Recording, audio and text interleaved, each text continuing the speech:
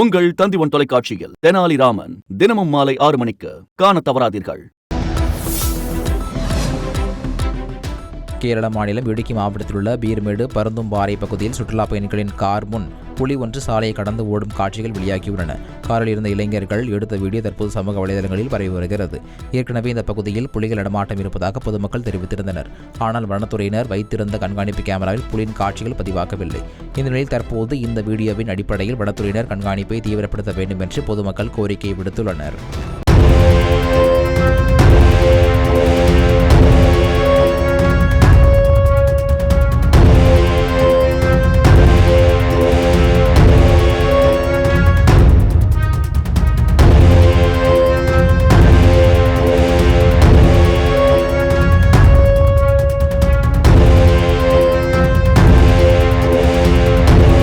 உங்கள் தந்திவன் தொலைக்காட்சியில் தெனாலிராமன் தினமும் மாலை 6 மணிக்கு காணத் தவறாதீர்கள்.